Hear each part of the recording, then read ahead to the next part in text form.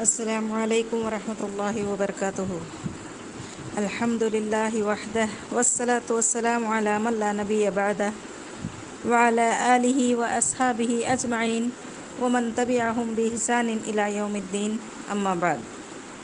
عن ابی ہریرہ رضی اللہ عنہ عن النبی صلی اللہ علیہ وسلم قال: من نفس عن مؤمن کربۃ من کرب الدنیا نفس اللہ عنہ کربۃ من کرب یوم القیامہ ومن یسر علی معسر یسر اللہ علیہ فی الدنیا والآخرہ ومن ستر مسلما سترہ اللہ فی الدنیا والآخرہ واللہ فی عون العبد ما کان العبد فی عون اخیہ ومن سلک طریقا یلتمس فیہ علما سہل اللہ بہ طریقا الی الجنہ وما اجتمع قوم فی بیت من بیوت اللہ یتلون کتاب اللہ ویتدارسونہ بینہم الا نزلت علیہم السکینہ وغشیتہم الرحمہ وحفتہم الملائکہ وذکرہم اللہ فی من عندہ ومن بطأ بہ عملہ لم یسرع بہ نسبہ۔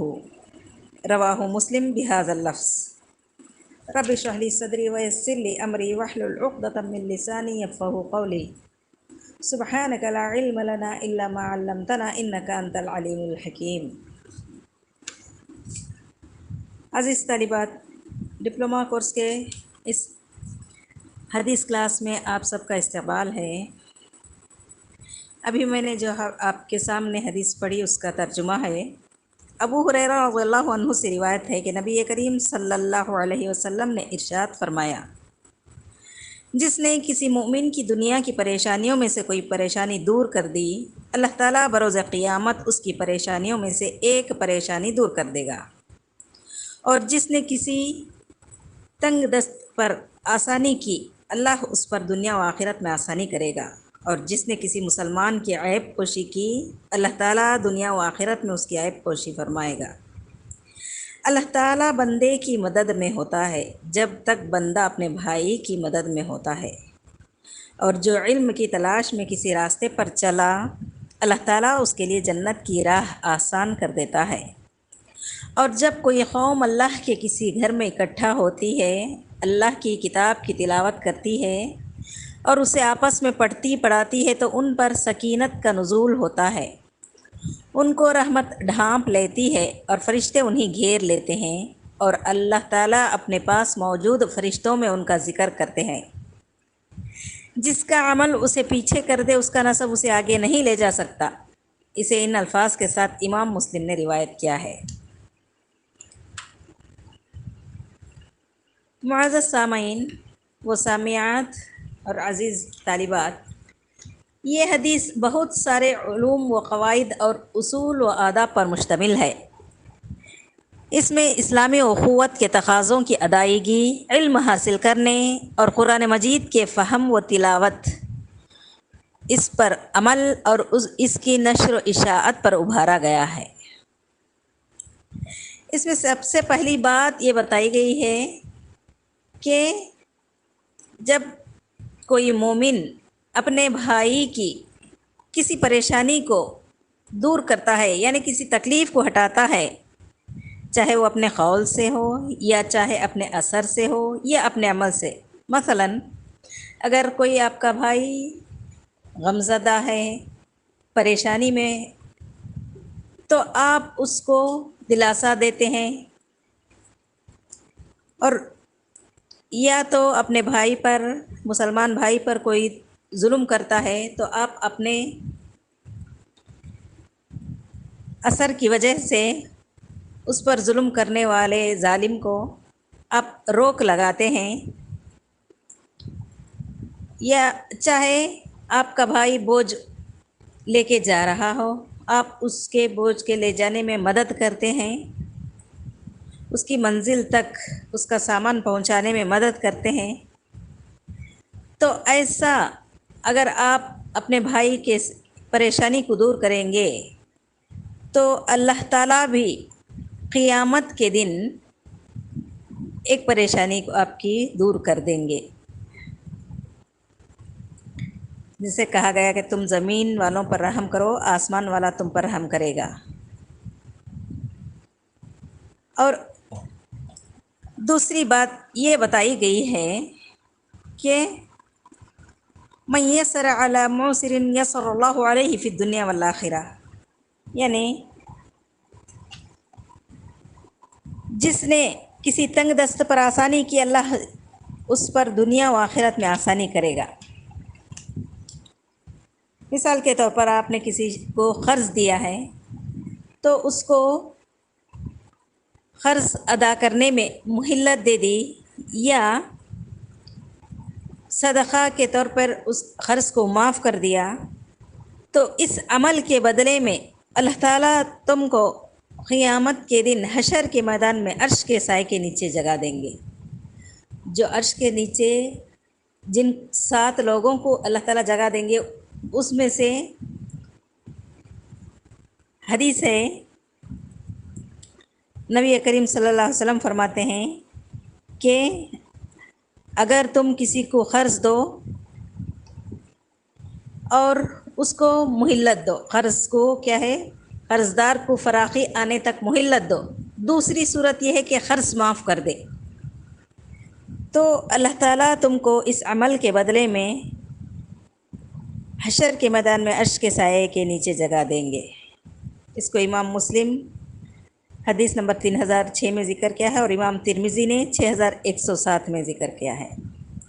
فرماتے ہیں کہ ایک آدمی تھا جو لوگوں کو قرض دیا کرتا تھا، جو لوگ اصولی کے لیے جاتے تھے، یعنی قرض اصول کرنے کے لیے جاتے تھے، ان سے کہتا تھا کہ اگر کوئی آدمی تنگ دست ہے، وہ ابھی قرض اس کو فراخی نہیں ہے، وہ اگر قرض ابھی ادا نہیں کر سکتا تو اس کے ساتھ سختی کا معاملہ مت کرنا۔ اللہ تعالیٰ سے امید ہے اللہ تعالیٰ ہمارے ساتھ درگزر کا معاملہ کریں گے۔ اس شخص کی موت کے بعد اللہ تعالیٰ سے ملاقات ہوئی تو اللہ تعالیٰ نے اس کے ساتھ درگزر کا معاملہ کیا۔ امام بخاری رحمہ اللہ نے اس حدیث کو 3480 حدیث نمبر 3480 میں ذکر فرمایا ہے، اور امام مسلم نے 1562 نمبر حدیث میں ذکر کیا ہے۔ آگے اللہ کے نبی کریم صلی اللہ علیہ وسلم فرماتے ہیں کہ جس نے کسی مسلمان کی عیب پوشی کی، اللہ تعالیٰ دنیا و آخرت میں اس کی عیب پوشی کریں گے، یعنی وہ غلطی کیا، آپ دیکھیں اس کی غلطی کو، پھر بھی اس کی غلطی کو کیا ہے کسی کے سامنے بیان نہیں کیے۔ غلطی 2 طرح کی ہوتی ہے، ایک غلطی وہ جو ذاتی اور مخفی ہوتی ہے، دوسری وہ غلطی جو علانیہ ہوتی ہے۔ یہاں اس غلطی کی بات ہو رہی ہے جو انفرادی ہو، مخفی ہو۔ مثال کے طور پر ایک کسی شخص کی غلطی آپ کے سامنے ظاہر ہو گئی، وہ لوگوں کو معلوم نہیں، اور اس غلطی کا کسی کو نقصان بھی نہیں، اگر آپ اس کو چھپا دیں، ہو سکتا ہے وہ کل کو توبہ کر لے، یا ہو سکتا ہے شرما کے اس غلطی کو چھوڑ دے۔ آپ نے اس کو چھپا دیا، اس کی غلطی کو، تو اللہ تعالیٰ آپ کی غلطی کو بھی چھپا دیں گے۔ تو یہ فضیلت ہے دوسروں کے عیب پر پردہ ڈالنے کی۔ آخرت میں کیا کریں گے؟ اللہ تعالیٰ آپ کے عیب پر پردہ ڈال دیں گے۔ آپ صلی اللہ علیہ وسلم فرماتے ہیں جو مسلمان کسی مسلمان کے عیب پر پردہ ڈالیں گے، اللہ تعالیٰ قیامت کے دن اس کے عیب پر پردہ ڈالیں گے، اور جو مسلمان کسی مسلمان کی مخفی چیز کو، اس کے عیب کو لوگوں کے سامنے بیان کرتا ہے، اللہ تعالیٰ اس کے عیوب کو، اس کے گناہ پر سے پردہ ہٹا دیں گے، سب میں عام کر دیں گے، یہاں تک کہ وہ اپنے گھر میں بیٹھے گا، وہ کسی کو منہ دکھانے کے لائق نہیں ہوگا۔ اس حدیث کو ابن ماجہ 2330/8 نمبر میں ذکر کیے ہیں۔ اور نبی کریم صلی اللہ علیہ وسلم آگے فرماتے ہیں کہ اللہ تعالیٰ بندے کی مدد میں ہوتا ہے جب تک بندہ اپنے بھائی کی مدد میں ہوتا ہے۔ دیکھیے اس حدیث میں یہ ساری باتیں ایک کے بعد ایک ایسی ہیں کہ جیسا کرو گے ویسا پاؤ گے۔ جب تک لوگوں کے کام آتا رہے گا، اللہ تعالیٰ اس کے کام آتا رہیں گے۔ نبی کریم صلی اللہ علیہ وسلم فرماتے ہیں لوگوں میں سب سے بہتر وہ ہیں جو دوسروں کے لیے نفع بخش ہو، یعنی دوسروں کی مدد کرتا ہے۔ جیسے قرآن مجید میں اللہ تعالیٰ ارشاد فرماتے ہیں وَتَعَاوَنُوا عَلَى الْبِرِّ وَالتَّقْوَىٰ، نیکی کے کاموں میں مدد کرو۔ ایسا نہیں کہ یہ انسان دوسرے پر ظلم کر رہا ہے آپ بھی اس کا ساتھ دو، ایسا نہیں، یعنی غلط کاموں میں، گناہ کے کاموں میں مدد نہیں کرنا ہے، بلکہ نیکی کے کاموں میں دوسروں کی مدد کرنا ہے۔ کریں گے تو اللہ تعالیٰ بھی آپ کی مدد کریں گے۔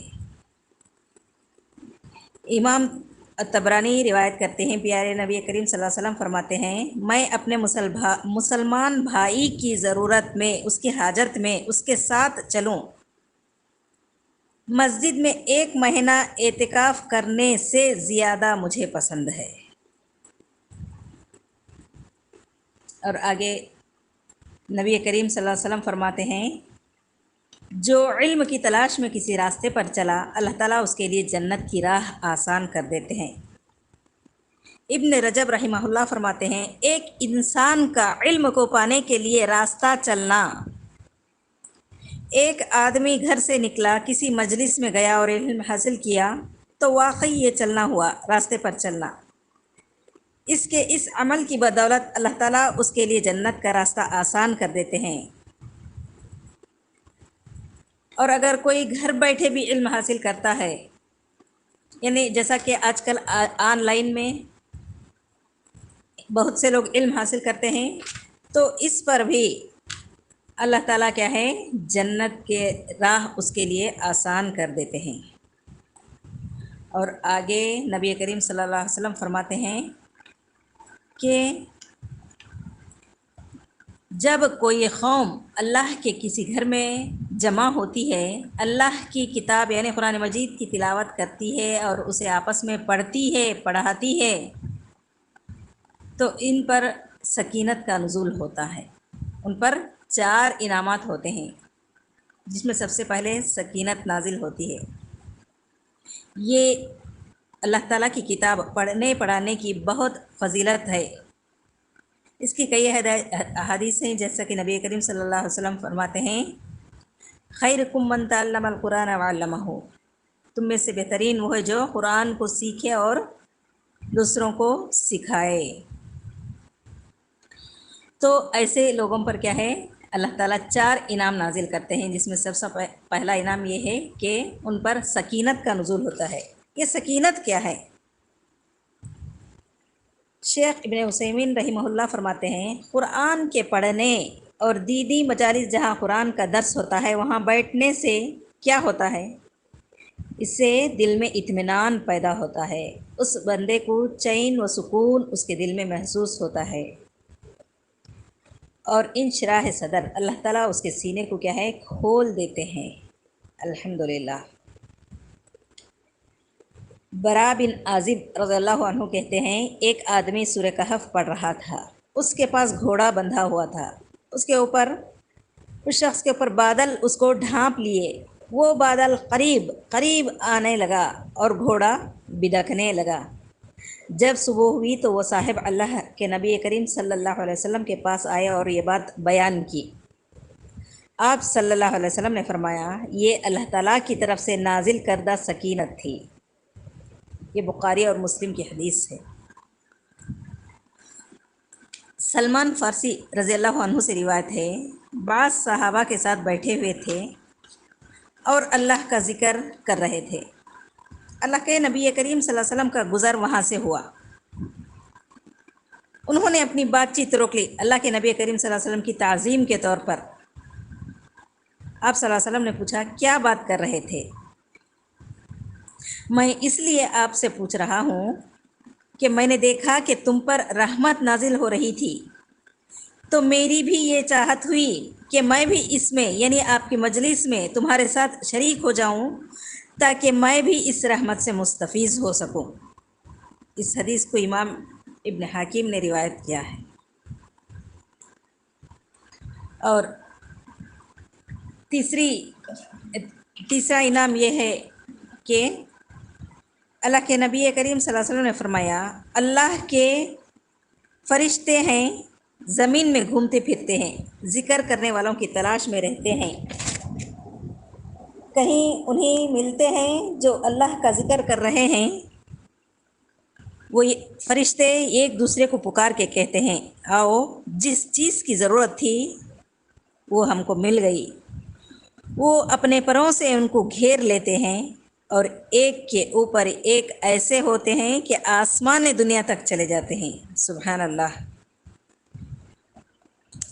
اس حدیث کو امام بخاری نے حدیث نمبر 6408 میں ذکر کیا ہے، جسے اللہ تعالیٰ فرماتے ہیں اور اللہ تعالیٰ اپنے پاس موجود فرشتوں میں ان کا ذکر کرتے ہیں جو اللہ تعالیٰ کی کتاب کو پڑھتے ہیں، پڑھاتے ہیں، جیسے اللہ تعالیٰ فرماتے ہیں فَاذْكُرُونِي أَذْكُرُكُمْ، میں اپنے بندے کے گمان کے ساتھ ہوتا ہوں جب وہ مجھے یاد کرتا ہے، اگر وہ اپنے جی میں یاد کرتا ہے تو میں بھی اسے اپنے جی میں یاد کرتا ہوں، جب وہ کسی دوسروں کے سامنے کسی مجلس میں میرا ذکر کرتا ہے تو میں اس سے بہتر مجلس یعنی فرشتوں کی مجلس میں اس کا ذکر کرتا ہوں۔ تو دیکھیے الحمدللہ کتنے بڑے انعامات ہیں اللہ کی کتاب کو پڑھنے کے، پڑھانے کے۔ الحمدللہ اللہ تعالی ہم کو کیا ہے درس و تدریس کی توفیق دے، آمین۔